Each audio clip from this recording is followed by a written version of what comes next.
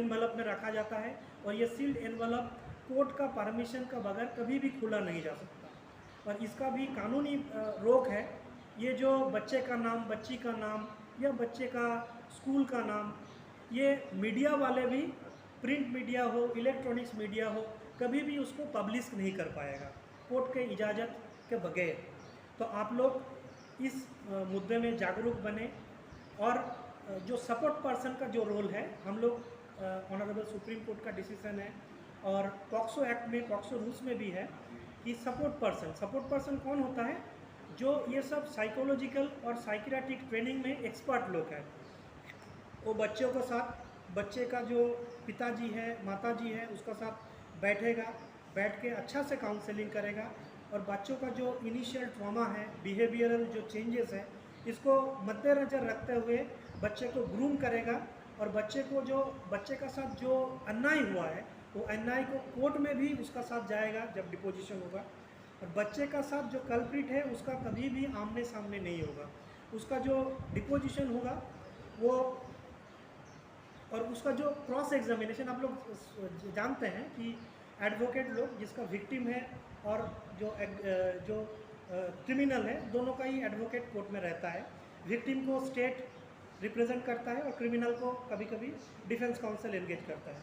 और डिफेंस जो काउंसिल है कभी कभी एग्रेसिव क्रॉस एग्जामिनेशन करता है। लेकिन इस कानून में बच्चे को एग्रेसिव क्रॉस एग्जामिनेशन नहीं किया जा सकता है। उसका जो जब जेरा होगा कोर्ट का अंदर, उसका सवाल पहले से ही कोर्ट को दिया जा सकता है। हम लोगों को, जज को लिखित रूप से दिया जा सकता है और लिखित रूप से जो सवाल दिया जाएगा उसको ही जज साहब ने बहुत प्यार से बच्चे को पूछेगा और उसका जवाब नोट डाउन करेगा। और वो भी उसका, बच्चे का जो पिताजी माताजी है या सपोर्ट पर्सन है, उसका सामने होगा। और उसका खिलाफ जो अन्याय किया है, जो क्रिमिनल है, वो भी रहेगा, बहुत दूर रहेगा। उसको बच्चा देखेगा, लेकिन वो देखेगा कंप्यूटर में देखेगा, तो उसको आमने सामने कहीं नहीं होगा। क्योंकि जो सच बात है वो सच बात कोर्ट का सामने आए और बच्चा ना डरे। तो ये पॉक्सो एक्ट का बारे में थोड़ा जानकारी था।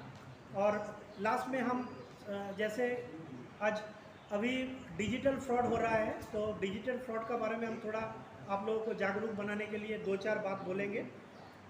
डिजिटल फ्रॉड को रोकने के लिए अभी हम लोगों का गवर्नमेंट से बहुत सारा कैंपेन चल रहा है। हर रोज़ हम लोग एडवर्टाइजमेंट में देख रहे हैं कि क्या क्या हम लोगों को करना चाहिए, क्या क्या हम लोगों को नहीं करना चाहिए। हम आप लोगों को बोलेंगे कि हम लोगों का जो स्मार्टफोन है, अभी स्मार्टफोन में सब कुछ जानकारी, हम लोग समझते हैं कि ये जानकारी गोपनीय है, लेकिन ये सब जानकारी हम लोगों को साझा हो जाता है। तो स्मार्टफोन को कभी भी अगर आप बाहर किसी को हाथ में देते हैं, कभी भी रिपेयर करने में देते हैं, उसको बहुत जो जानकार है उसको भी आपको पासवर्ड मत दीजिए।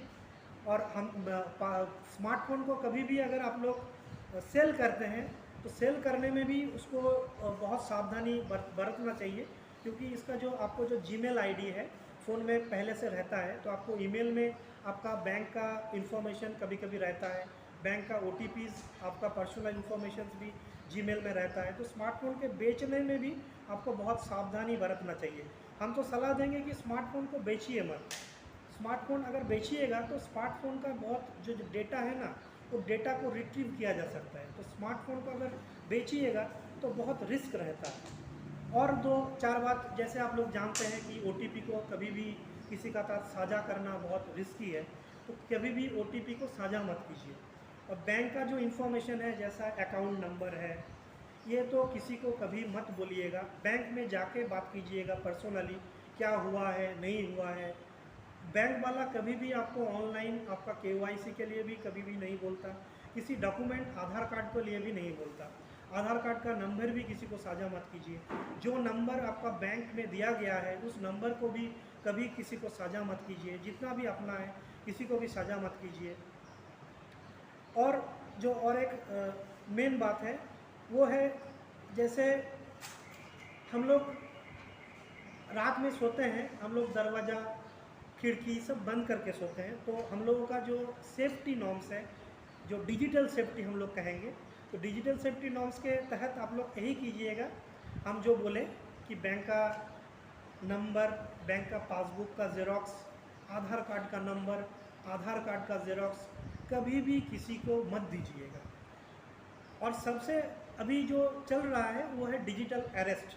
डिजिटल अरेस्ट के बारे में भी अभी हम लोग का central government, state government, district administration बहुत सारा जानकारी साझा कर रहे हैं सबके बीच में, कि कभी कभी आपको व्हाट्सएप में वीडियो कॉल करके बोला जा रहा है कि हम फलाना पुलिस ऑफिसर बोल रहे हैं या हम फलाना जज बोल रहे हैं, आपका लड़का यहाँ मेरा गिरफ्त में है, कि आपका घर से ड्रग बरामद हो गया है, आपको हैरेस कर सकते हैं, पुलिस जाके अरेस्ट कर सकते हैं, तो आप हम लोगों का अकाउंट में इतना रुपया ट्रांसफ़र कीजिए।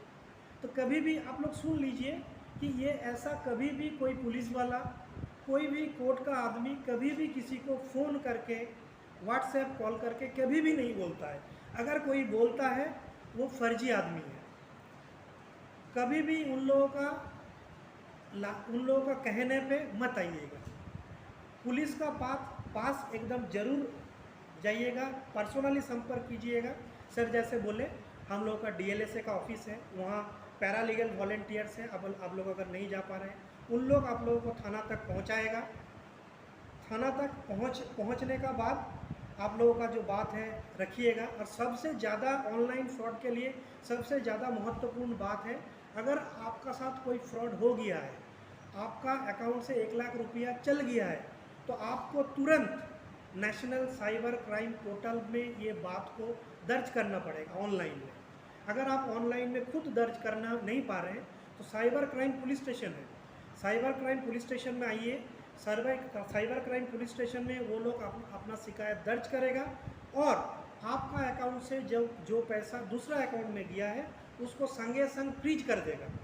जो कल्प्रिट है, जो क्रिमिनल है, उसको उस अकाउंट से निकाल नहीं पाए, इसलिए अकाउंट को फ्रीज कर देगा। जितना तुरंत आप लोग शिकायत कीजिएगा, ये कार्रवाई उतना तुरंत होगा। और आप लोगों को जो राहत है, आप लोगों का इस केस में मेन राहत है कि अपना पैसा जो खो गया है उसको वापस मिलना। तो जितना जल्दी आप शिकायत दर्ज करेंगे साइबर क्राइम पोर्टल में, साइबर क्राइम पुलिस स्टेशन में, उतना जल्दी कल्प्रिट का अकाउंट फ्रीज होगा, उतना जल्दी आपका जो पैसा है आपको वापस मिलेगा। तो इस सारे बात को आप लोगों को बोलते हुए, सर जो बात बोला, मैडम जो बात बोला, ये सब आप याद रखिएगा। एक दिया से आप लोग 1000 दिया जलाएंगे, इसका उम्मीद करते हुए मेरा बात यहाँ ख़त्म करते हैं। सबको नमस्कार। बहुत बहुत धन्यवाद मैम। सर मैं